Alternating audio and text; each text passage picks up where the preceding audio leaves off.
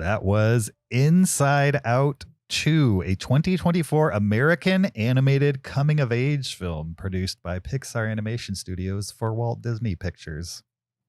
This movie was directed by Kelsey Mann and stars the voices of Amy Poehler, Maya Hawke, Kensington Talman, Liza Lapira, Tony Hale, Lewis Black, Phyllis Smith, and Ayo Edebiri, amongst others.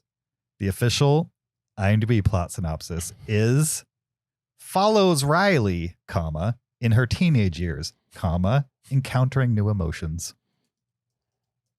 Yes. Yep. Which is not much of the plot of the movie, I would say.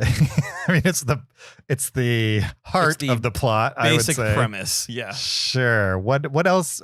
Before we get into it, we should say there will be a spoiler-free section of this podcast, which is what you're listening to right now. When we're done with the spoiler-free, we will move into spoiler-filled. And so when you hear that moment, you can either choose to pause it and come back to it after you've seen the movie or just continue listening. So for right now, you're safe, spoiler-free. Can somebody else set up Inside Out 2 a little better than IMDb did? Sure. I mean, I think it is correct in the fact that we are checking in on Riley. It's a couple years later. I think she's 13 now. It seems like she's just finishing 8th grade. So it's a summer between 8th grade and high school. Mm-hmm. And she has just hit puberty. Right. So this movie is about what's going on inside her head, her brain, her emotions as puberty's hitting. And there are new emotions, and those emotions are conflicting with the core ones that we know. And it's there's sort of a struggle over who will this new person be. Mm-hmm. Like the Joy and the rest of them had worked hard over the last 13 years to make Riley into one person. And now there are new emotions that have a new idea of how her life should go. And now there's this conflict over who will the new Riley be. Pretty good. Yeah. You should write plot descriptions for IMDb. Oh, I do all the time. I mean, I'm sure the plot description is much more filled out than the little... what IMDb gave us? Log line. No, premise. You read the log line for the film. No, well, I mean... It's the same spot I read every week. No, I understand, but IMDb has a plot section that is not what you read. They have a plot summary section. Where they detail everything that happens in the movie. That's not what I'm right. For. Yeah, no, I think the log line is the right thing to read, but I also think that in this case, this one's a little thin, where you could say, like, checking with Riley 13 years later as she enters puberty and deals with all the new emotions that it brings. Boom. I think that's a better one than... I mean, that's exactly what it says. It says Riley in her teenage years, so times has passed, puberty, encountering new emotions. I'm not almost saying word for word. I'm not saying what's there is a lie. I'm saying there's not much there. Anyway. If that didn't sell you on it, they're not giving you much else. All right, Zach, give us a plot description in one sentence. That's more than what we already have established through IMDb. I will say I'm very happy with what they gave us in the plot description. Okay. If I were to do it, I mean, I don't know how if I can improve on it, but we rejoined Riley years later as she's entering puberty. Mm-hmm. And new emotions enter her brain. As she's trying to make the hockey team. Sure. Yeah, sure. It's very important people know that. I'm just saying that's a plot point in the movie that's just not in there at all. For sure. And she has 2 friends that she's really close to. It should mention that. Sure. And and there's a senior hockey player that she's really thinks is cool, so it should mention that. Looks up to, yep. Should definitely mention that she has a belief system, and that's going to be challenged in ways she's never found imaginable. Kyle's good at this.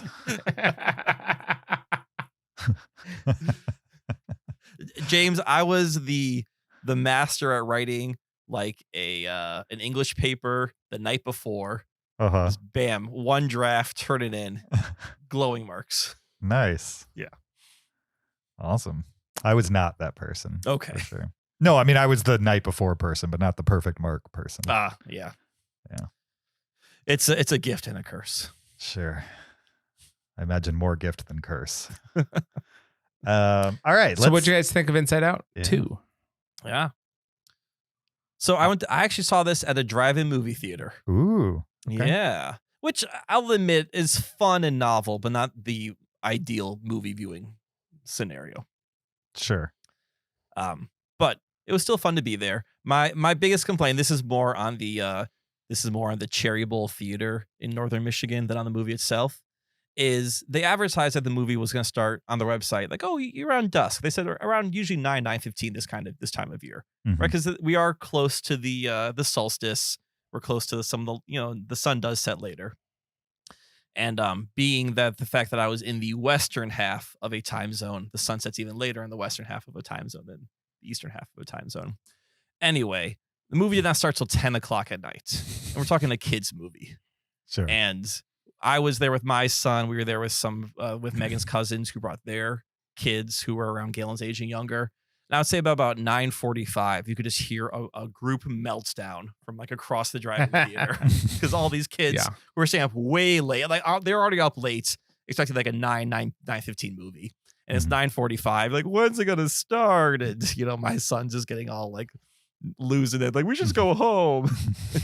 Thankfully, by 10 o'clock, the movie started with a short, which everyone was not in the mood for at that point. It you was had like a short? Yeah, we didn't get a short.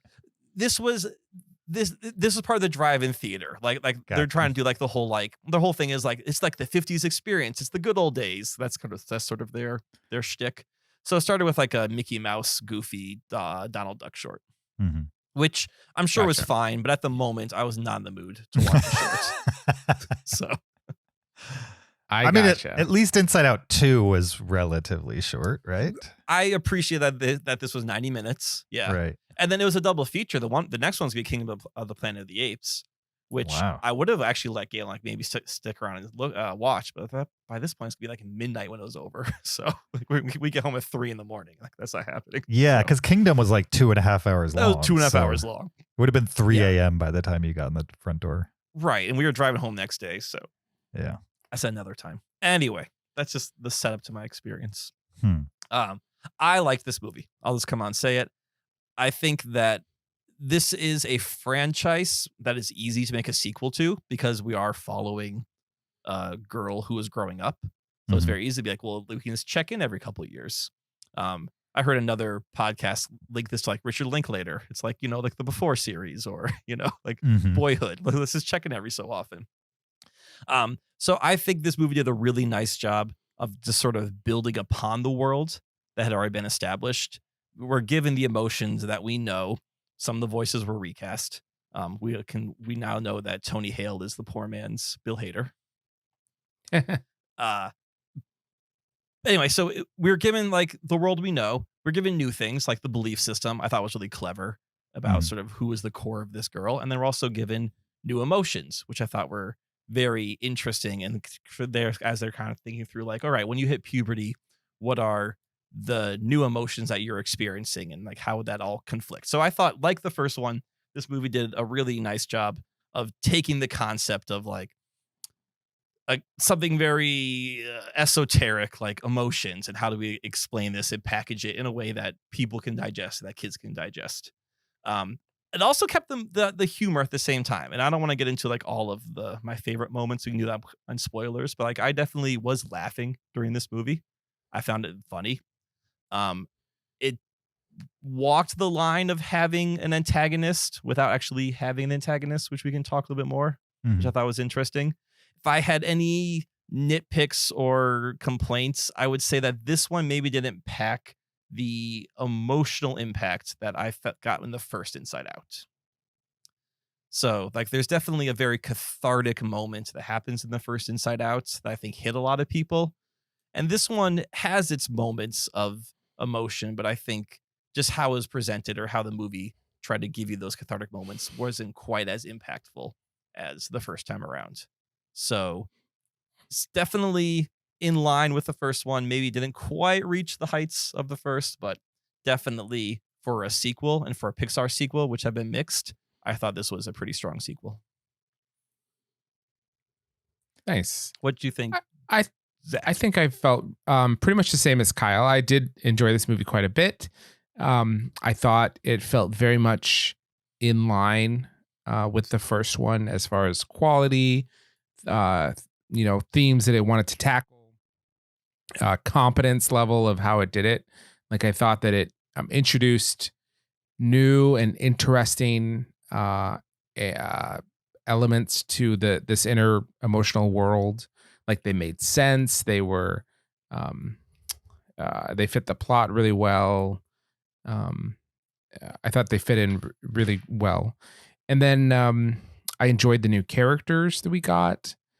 I enjoyed both stories, like the inner story and then Riley's world, her little hockey weekend. I enjoyed the fact that there was this antagonist who wasn't necessarily a bad character. You know, it was like all antagonists are trying to do what they think is best, you know, from their perspective. But this one, I felt like, in general, wasn't like a bad, evil emotion. It was just doing its part in what it thought was best and how that played out. And I liked that element to it. I agree that it didn't pack the same emotional punch that the first one did. I didn't need it to. You know, if it did, that would be great. But I think that it hit a good tone, and even if it didn't have those emotional highs that the first one did, it still had some really poignant moments, and that was good enough for me.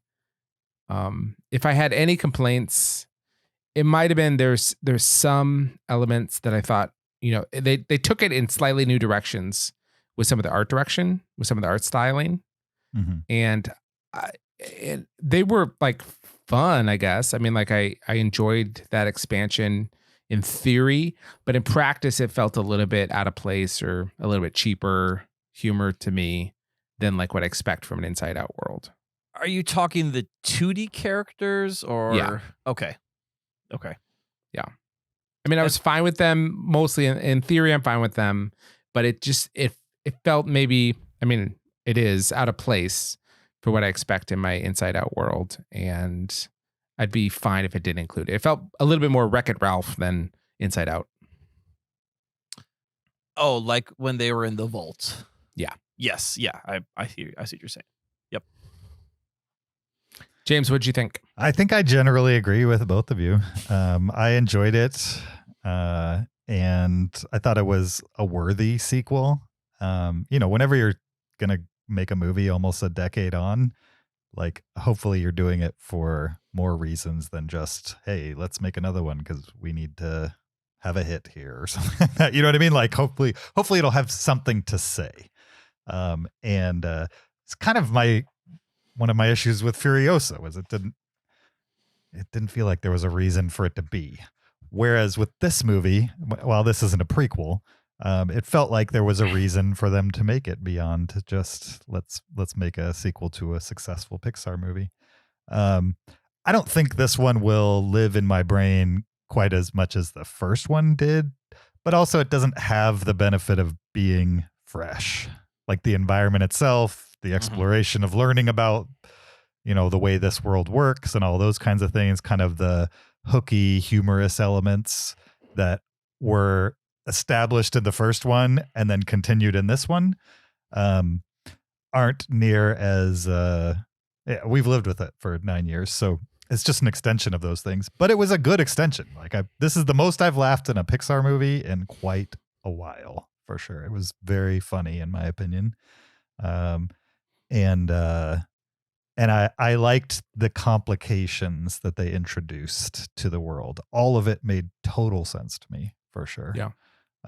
And I think the strength of this is kind of putting visuals to something that is very conceptual for most people and doing that in a way that's complicated enough to be interesting, but not complicated enough to lose your average person. And also not to make it too like therapy-ish. You know what I mean? Like keep it light and also present pretty complex ideas at the same time. That is a tough challenge for any movie. especially one where you're trying to court kids and adults on some level. Although I kind of feel like Inside Out and Inside Out 2 is more like, what do you call it? Preteen? I don't know. Somewhere between like 7 and 12. That's kind of where the sweet spot as far as kids go who might be into this movie.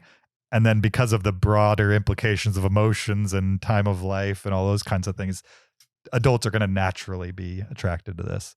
But if you have like a 4-year-old, they might think the characters are funny, but they're not going to get it.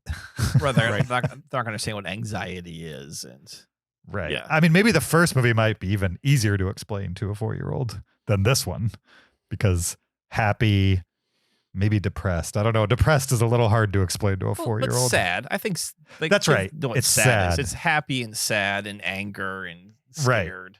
Yep. It's like your base level emotions. Yes. And then this one introduces the puberty level emotions, or More complicated. Yep. right, for sure. I with the exception of Soul, which I believe is made for adults, really, this is my favorite Pixar movie of recent memory, for sure. Turning Red, fine. Elemental, fine. But this was the first one in a while where I've been like, that was really fun and interesting. And it might be a formula at this point because I've already made one, and this is just an extension of that. But it's a formula I'm enjoying. Yeah. Where do they go from here, though? Like, they do Riley in high school, or Yeah, you could do Riley in high school. You could do Riley becoming an adult. Like you could Well, definitely. But then you really have to drop the kids movie element, right? Well, no, I think they Wow. can do that more to the crushing and having a relationship in high school. kind First of thing. boyfriend That's- type of stuff. Yeah, that's Like, a good point. Like puppy love, there's going to be a dog emotion in there. Sure. Well, right, because this movie deals with puberty, but they're definitely going more for like the social aspect.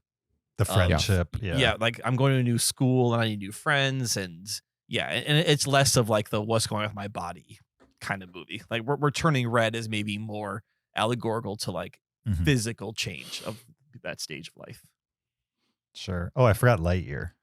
Lightyear was another one that came out recently. And I was about- like, okay. What about Whatever. Luca? Where do you land on Luca? Luca's fine. Have But you watched again- Luca? Like just the one time? Have you seen it? Just the once. I would give I Luca watched- a second watch. I watched it think- a week ago. Yeah, it holds up. It's fun. I don't doubt you. I just doubt I'll get back to it. Like I think Luca feels kiddie because it is like these sea monsters and they're kind of dreams worky looking. Sure. But it like the relationships in Luca and how it's talking about friendship and acceptance, I think is definitely on par with what we would expect from Pixar. Sure. I think it just came out during the pandemic, so people forgot about it. I think So- Inside Out 2 is definitely a movie you could watch again. Mhm. Oh, I look forward to watching this again. Yeah. Yeah. It expanded the world really well in interesting ways. And, it's really tough to make the decision of like, what new emotions do we put in there, right? Mhm. Because they have to feel essential. Like they have to, once you see them, you have to think, I could never see it another way, or like there's nothing they're missing or something like that. And it kind of does feel that way. It feels like they picked the right emotions to be there. Mhm. And I really like that they focus in. I mean, Joy was like one of the main characters in the first one, but I liked how much sadness was in this movie. Mm-hmm. Like Phyllis from The Office is like the perfect voice casting for that character. I'm glad they carried her over from the first movie. I wonder why they replaced some voice actors. Like, Money. you think Mindy Kaling and Bill Hader just asked for too much money? Oh, I don't think I know. It was widely reported that Really? that Bill Hader and Mindy Kaling could not come to agreement with Pixar on how much to voice it. I'm going to assume that Pixar was going to pay them less because they're definitely less in this movie than they were in Inside Out. That's true. So I'm going to assume that they're like, hey, this is our number. And they're like, well, no, this is a sequel. We expect this. And they could not come to agreement. Yeah. Sure. And that's why Yeah. Tony Hale and this other person whose name I don't know. Yeah. I mean, all that being said, I didn't miss the voice actors that they replaced at all. Did you guys? I mean, I didn't even realize they had been replaced till the end. I could tell that the voices were different. Yeah. But yeah, I mean, they could have recorded this in a day. So Mhm. if they're asking for $3 million or something, it's okay to recast them. Sure. Yeah, I mean, I guess I would say if Bill Hader and Mindy Kaling think they're worth something and they're not gonna get paid it, good on them for saying no thank you and passing. So it's within their rights to do that. I thought that Maya Hawke did an amazing job as Yes. a voice actress. Yes, she was Amazing really job. good. Yep. I did not recognize Ayu Edebiri throughout this movie. Me neither. At the end, I saw her name like, oh, okay, but it didn't click with me whatsoever. Yep. And we'll probably talk more about their characters in spoilers. Yes, I'd like to. But yeah, I thought the entire voice cast was. I don't have any issues at all. Thought it was great. I'm seeing on Wikipedia that Frank Oz did one of the voices. Does it say who? Mind Cop Dave. So I think he was one of the cops, like the little guys that look like chicken nuggets, blue chicken nuggets. Yeah, That's running around. that's clever. Yeah. Interesting. All right. No complaints with this movie. Nobody has any complaints. Well, Zach had some complaints with some of the mixed media, I would say. Yeah. Right, and Yeah. I think for me, it didn't reach the emotional heights that Sure. you got the first time around. I agree with that. And also, I agree with Zach that it didn't really matter to me that we didn't get there. It's fine. Now, if they had not pulled off all the other stuff, I'd probably be complaining about that. It's just they filled up the time Yeah, with so much good stuff that it was fine. I agree. Oh, yeah. If Bing Bong showed up again, I would be annoyed. That would be a mark against Oh, it. spoiler alert. Bing Bong's not in the movie. Well, Bing That's Bong not- does die in the first one. Right, but he's an imaginary friend. If we learned anything from If, they can come back. Why did it If bring in Bing Bong? I know they're different studios, but that would have been clever. Sure. I would have liked If a whole half star more if they just had a Bing Bong cameo All right. or Yeah. a Pete the Dragon cameo. If could have done so much more fun things than what it chose to do. But Mhm. anyway, we're not talking about If. I've just been thinking about that movie for 2 weeks. Have you really? No, I have not at all. Oh, okay. I haven't thought about it at all since Well, somebody because mentioned it. I was just with family members and like, oh, you have a like not family members I see regularly on my wife's side. Like, oh, you have a podcast. What have you guys talked about recently? If. Oh, how was that movie? So like I have talked about If more than I normally would in the last week. Right.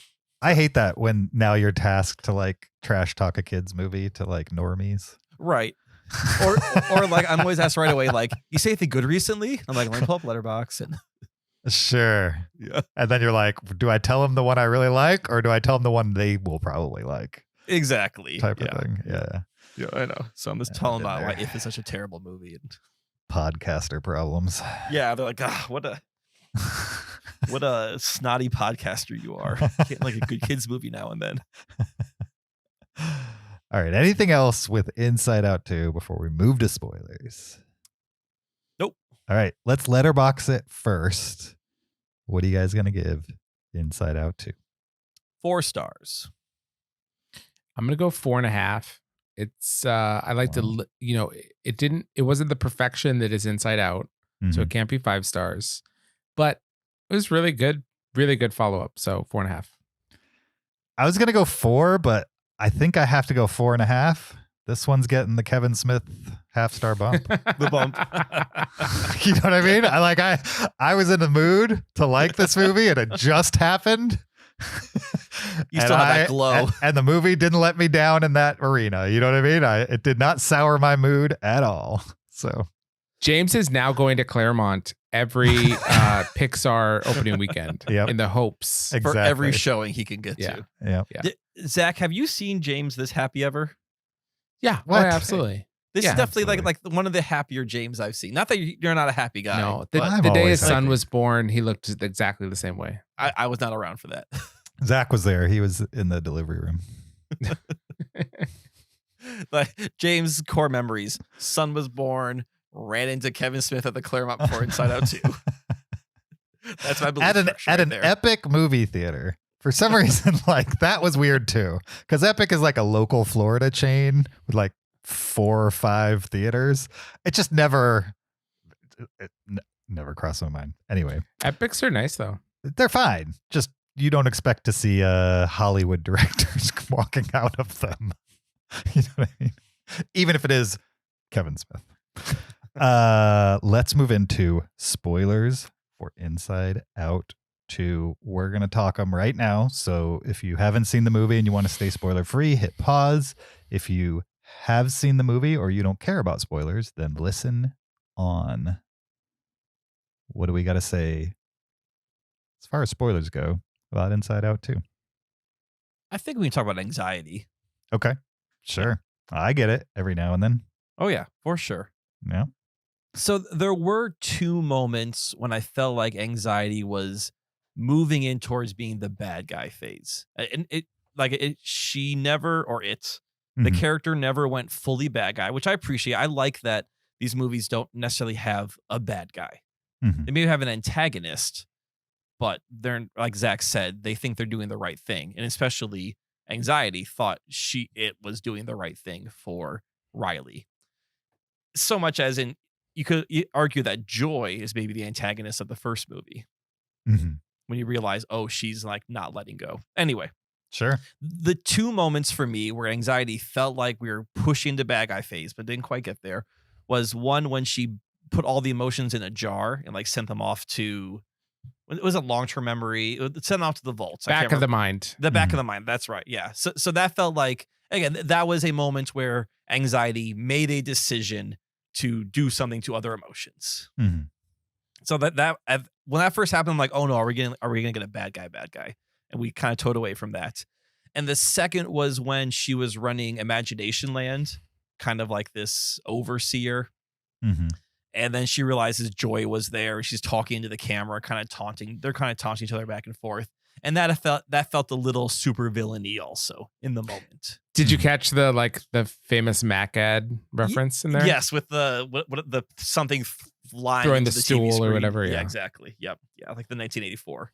So those were the 2 moments where I was like, well, we're pushing anxiety into the bad guy, but thankfully this movie was smart enough to not be like, we don't need we don't need a villain. We can have an antagonist, but the antagonist can still be doing their actions from a place of good. Yeah, it was totally well agree. intentioned, even if it was damaging. Yes. Yeah. And I liked the complexity of like anxiety and like, what do you do with that, right? Like how does the movie handle the anxiety versus, all these other emotions? What is the role of anxiety? Like, do we need to banish this emotion or is it helpful in some ways? Like, how do we blend them together? It's a hard task. And I thought that it handled it well. I loved the element of like you plucking a string and it says like a core belief. Yeah. That's a really good trope in that movie. Yeah, I like that they were able to add more to the world of the mind, like the belief system. With the sense of self. Exactly. Like, who am I as a person? And then also just the physical representation of that by having the mind get kind of destroyed when puberty started. Because that's physiologically what's happening is like you're sort of breaking everything down and then building it back up again. I kind of wish they did more with that. Like they started with that, with the wrecking crew coming in and smashing everything up and saying, "Oh yeah, we'll be back later," and they kind of walked away from that joke, and that could have been a fun running joke through the movie, as things were either being built up more or being smashed more to pieces. Yeah. What'd you think of the other emotions, like ennui? They were good. It's good. mostly for humor, I would say, Right? which I liked, but anxiety definitely takes the center stage as like kind of the replacement for joy. Yeah, in a way. Amy Poehler calling ennui wee wee made me laugh. Yeah, sure. Not gonna lie about that. Every time nostalgia popped up, made me laugh. The what did? Nostalgia. Oh, nostalgia. Yeah. Oh yeah, I got the old lady popping out. Yeah. Embarrassment too was great. I mean, he doesn't have many lines in the movie, but just the visualization of it, just being this giant guy who is consistently embarrassed. Yeah. I thought the visualization of all of them was great. I think this is not really a complaint, but there were a lot of characters in this movie for sure. And it would have been nice to spend a little more time with each of them, especially the new ones. I feel like we only got bits and pieces of most of them, with the exception of anxiety. compared to the first movie where we kind of got to spend a good deal of time with all of the emotions in that one. And this movie, it might just be a false memory of the first, but I feel like you spend a lot more time from the perspective of Riley in this one than you did in the original Inside Out.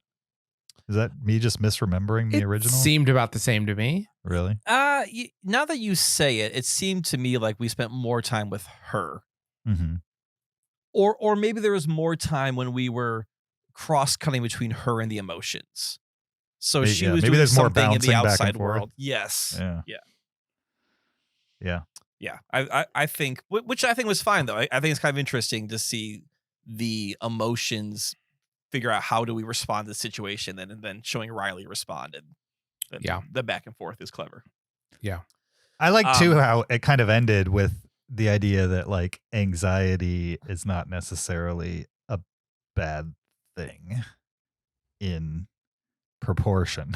You know what I mean? Yes. To other emotions. Like joy wasn't eliminating anxiety. She was coming to the realization that somebody can't just live with joy, which is kind of the same realization she came to. It is kind of the same thing she realized. Right. Yes. Right. Yeah.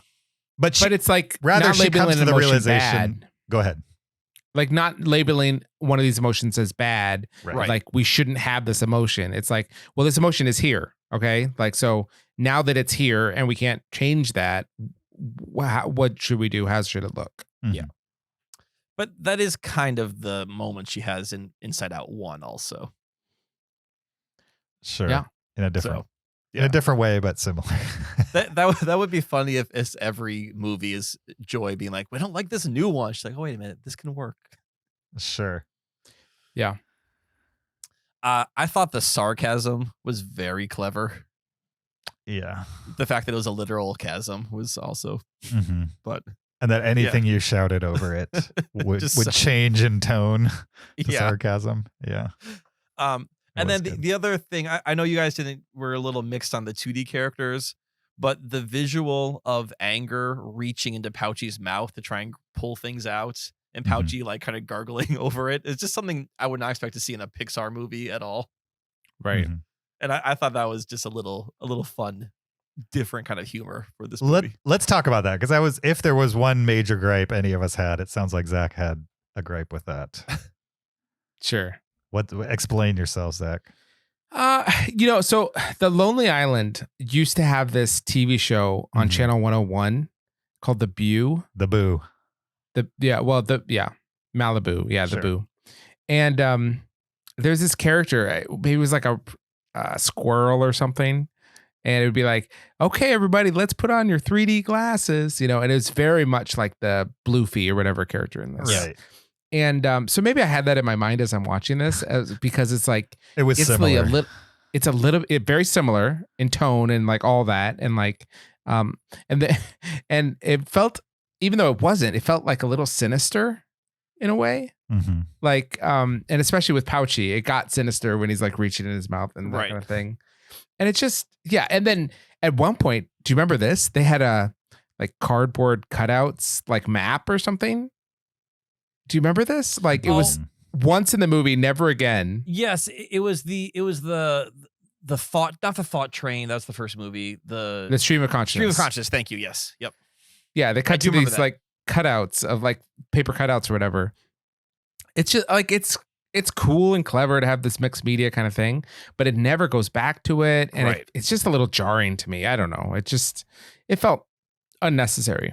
It felt a little bit like, oh, hey, other movies are doing mixed media, which the first one did also. Like when they went into what's the abstract zone? Yeah. Mm-hmm. Yes, but it did feel a little bit. It felt a little trendy to do it that way. Yeah, for sure. I mean, some of the movies I love do this. Like Lion King does this. Where we're singing "I Just Want to Be King" and it becomes like a 2D kind of like. Very different animation style. It's fine. And, I thought that the blocky video game character or whatever, like the Final Fantasy kind of character, he was funny. Mm-hmm. But it was just a little different than everything else. Sure. The Bloopy or Bluefy or whatever it was, that felt like a joke for the parents. Right. The ones that have been watching Blue's Clues or Bluey, Bluey all those. and yeah, Yeah. for sure. Absolutely. And the video game one I thought was cute, I guess. I laughed. All I can say is I laughed. Oh, you thought it was cute? Not like cute, like cute in like a glib way. Not in like a I was attracted to the video game character kind of way. Yeah. And like when he's trying to leave the vault and he like has to reposition himself, like it's a dumb joke, but I have to admit that I laughed out loud. Sure. Yeah. And they have those kinds of jokes in those other movies too, in Wreck-It Ralph's and other movies that have done that. Yeah. I didn't laugh at those. So Right. I don't know, again, Kevin Smith effect, or if it was just that they had a consistent amount of laughs enough that when that happened, I was ready to laugh. I don't know. I liked that character. I thought he was funny. Yeah. Well, he was a small dose. We didn't need a ton of it. So Yes. If he came in at the end and was part of the whole like, catharsis at the end, I'd be annoyed. Well, but he's not an emotion. Right. He's no, a memory but that's been put in the memory Vault. hole. yeah, that's true. Since you brought up the catharsis, Zach, I thought we could talk a little bit about that. Yeah. And because that was one thing that didn't work for me as well as the first Inside Out. Because if I remember correctly, in the first Inside Out, eventually Riley, who's been trying to like bottle up her sadness the whole movie, like she eventually kind of just breaks down. This is when Joy realizes that sadness is an okay emotion to include. And Riley breaks down to her parents and admits, I'm not happy and I don't like it here. And, it really is this moment. And I remember seeing this with my wife in 2015 when she was very pregnant with our son. And she just started bawling in the theater. She was like, I moved also. And, like felt all those. And in this one, I mean, I thought they did a nice job of like this, of showing a panic attack, Mhm. right? Of like Yeah, Riley sort of yeah, having yeah. this moment. And like, I recognize that, but maybe because she was just so on her own in that moment, because panic attacks are very internal, that it didn't quite work. Though I guess they did show her friends realizing something was going on. Am I remembering Yeah. correctly? Mhm. Okay, so we had a little bit of that, but You didn't think they got there with the panic attack sequence? I thought it was spot on. I thought the sequence was good. Uh-huh. I just wasn't like feeling the same release that I did with the first Inside Out, when like Riley finally Okay. just like let herself cry and let it all out. Mm-hmm. Maybe because this was more internal. It was a good moment, and I liked how they handled it on the inside with Joy kind of approaching anxiety and calming anxiety down. I thought that was done very well. Have you ever had a panic attack? Yes, I was a very anxious kid. Really? Oh my goodness, yeah. Interesting. I mean, Zach can probably attest to that. So I'm still an anxious adult. I just have to do a much better job of like handling it. But yeah, I was a very anxiety-ridden kid. Did Zach's what? just nodding like, uh-huh. How about you, Zach? Have you ever had a panic attack? Anything like that? I think I had one. Okay. You didn't Yeah. recognize it as a panic attack, kind of in the moment. Well, it just felt it was very strange. Yeah. It was very Sure. strange. I don't think I've ever had one. And so I was curious to know if that might hit people more if they have a history of them, to see it represented like that in a movie, because you don't see that often, for sure. You don't see people having panic attacks often unless it's like treated comedically. And you definitely don't have somebody having a panic attack and having like an emotional visualization of it at the same time. And so, I wondered if maybe that was hard or cathartic or anything like that for people who have had them. But it sounds like Kyle's had them and he hated it. So Can I say there's a moment in the movie that I thought hit me harder than that moment. Yeah. Mhm. And it was the first time that the new sense of self expressed itself and said, I'm not enough. Oh, Sure. Yeah. That was like a pit in the stomach kind of moment. And that was good. I Yeah, got that- chills when that Yeah. happened. Right. Yeah. Exactly. Yes. Because you can see that's the thing about this movie is like, it's a lot of really difficult area to navigate. Right. And they Mhm. have to land it. And it's like, where does all this anxiety lead to? Like, what is it? What is going to be the statement that it says once all this anxiety like finishes growing a sense of self? And like, you're not sure what it's going to say, and you just hope it's going to actually be good. And then it happens, and it feels inevitable. Like, it feels like, of course, that is the statement that all that anxiety is going to lead to. You know, of course it is. And I like that sense of like unsure if it's going to stick the landing, and then it totally does and it feels inevitable that it had to be that. Right. And I think it's because, I mean, not to have a therapy session here with you guys, but I think we've all been in that moment where you don't feel like you're enough, right? Like sometimes, I don't know if the first time I ever felt that way was around that age, but certainly there are times in somebody's life where most people have felt like that from time to time. And so most people have also lived through that, right? And gotten beyond it, even if it doesn't completely always heal itself. And so, yeah, it's just very relatable. At the same time, they've done the hard work of making you like this kid. And so not only are you relating internally, but you're relating in that, at least as a parent sitting there watching it, you just want to be like, this movie better wrap itself up in a way that I like. You know what I mean? Because you're being very mean to this character that you've made me care about. And luckily the movie, you know, lives up to its side of the bargain, that it's going to go there and it's going to be okay. Yeah. I like it. I like this. Yeah. And I mean, you were kind of talking about this being a hit or like Pixar going back to the well, but this movie is gonna break 100 million for opening weekend. It might go into like push 150, which is, I mean, I think a movie hasn't done that in nearly a year. Yeah, I mean, like any movie. I think the last movie to open to over $100 million is Barbie. Wow. Okay. Yeah. I watched Furiosa with my son as well, and we watched it in a theater with like maybe 20 people in it on the Friday night of release. Yeah. Maybe it was Saturday night. Whatever. It was the weekend of release. And then this one was sold out every screening. So this was, I can't judge because it was a drive-in theater, but it was a packed drive-in theater. And I think one reason why they started the movie so much late is because there were still cars pulling in until like 9:45 at night. Sure. So, yeah. So mine only had like 4 seats available when I bought the ticket. Really? Right? Okay. Yeah. I showed up at the theater. I was a little bit early, like maybe 10 minutes before the showing. And there's only maybe 10 people in the theater at this point. So like it felt like almost no one was there. And there's a group of like 5 people. And then I sat right next to them. Like that's where my seat was. So there's barely anyone in the theater. There's like 5 people in a row and I'm right next to them.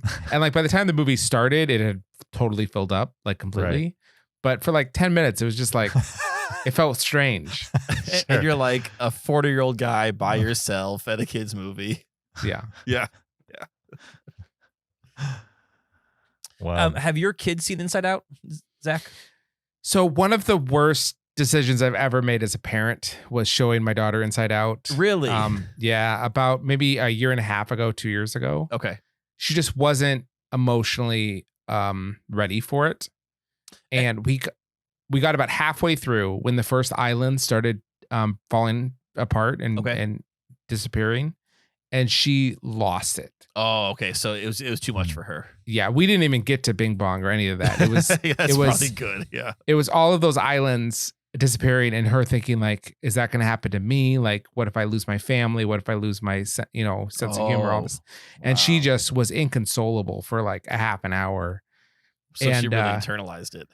Yeah. And so it's been like the third rail for a while. It's like when I'm going to show it to her again, she really wants to see Inside Out.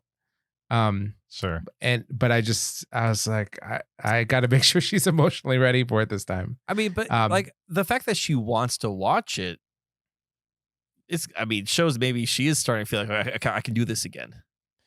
Totally. Yes, for sure. But she wanted to keep watching it that night, and I couldn't do it. But so we'll see.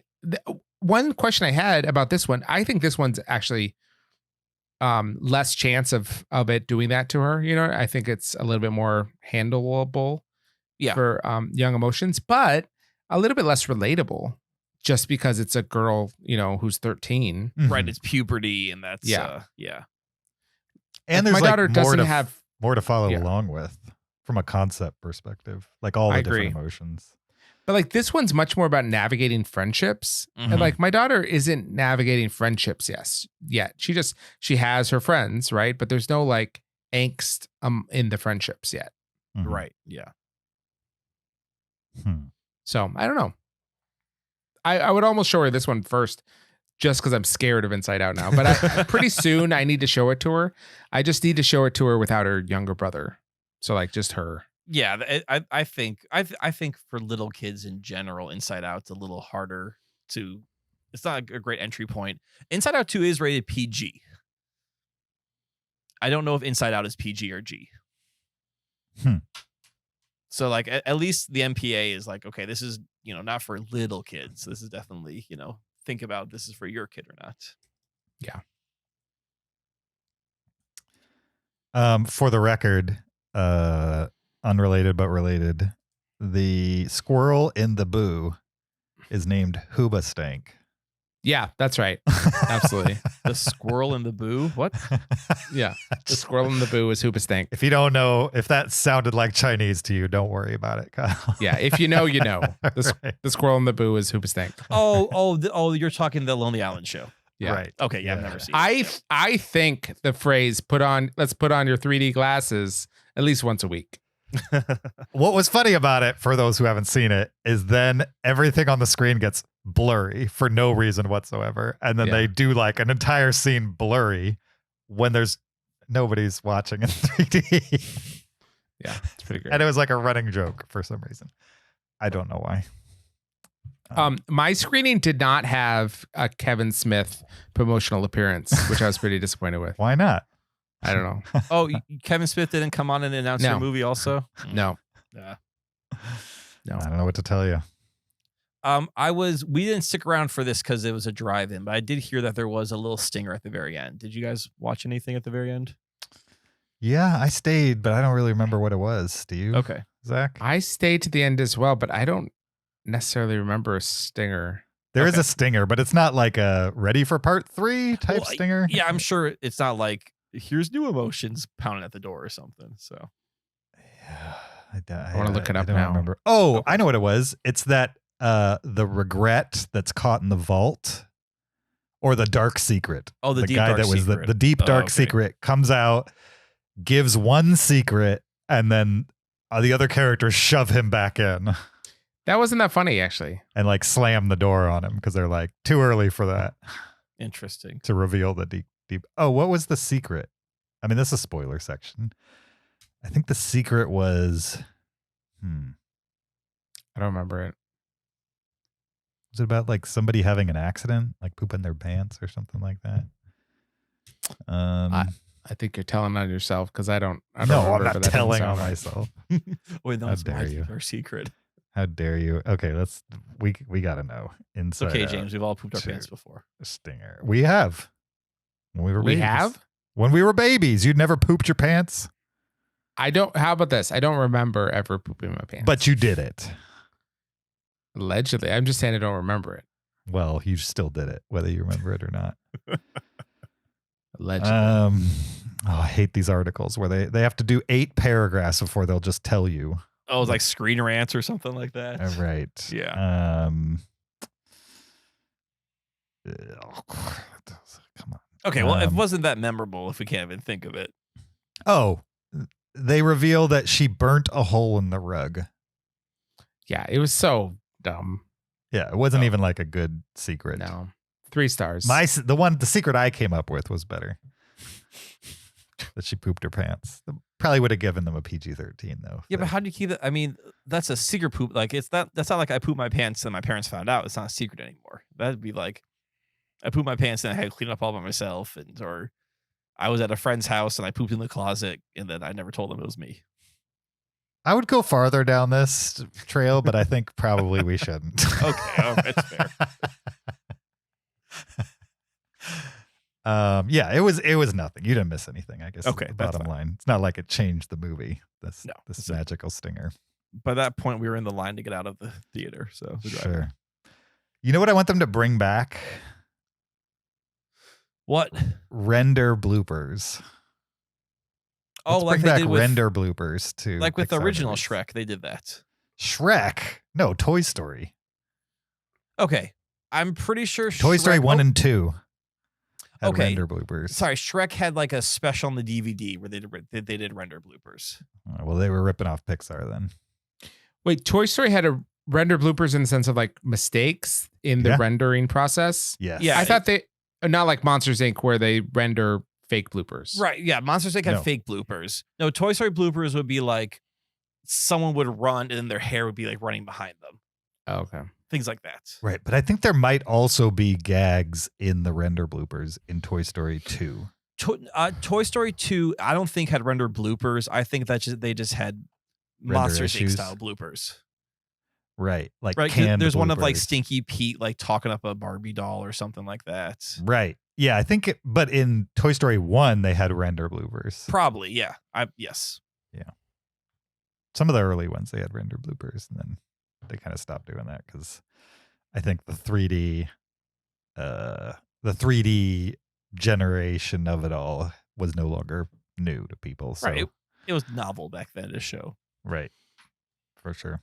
All right. Anything else with Inside Out 2? Anybody changing their rating?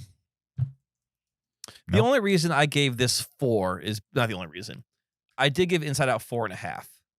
Okay. So I can't give this the same star value. But I completely accept your guys' 4.5 based on giving Inside Out a 5. Sure. So I feel like we all feel the same, that this one is just a step down from Inside Out. Who would you Not a have to huge step meet down. outside the theater to bump it up to a 4.5? David Lynch. David Lynch. Okay. Oh, I didn't know you were that big a fan. no, I think he's such a unique person. Sure. Right. And like to imagine that like David Lynch went to go see Inside Out 2 in Michigan or Madison, Wisconsin. Sure. Like, what is he doing here? So Plus, you got so close that one time. I did find Scandinavian David Lynch. So, Sure. yeah. Sure. How about you, Zach? Who would you need to meet to give it a half-star bump, to give it a full 5 stars?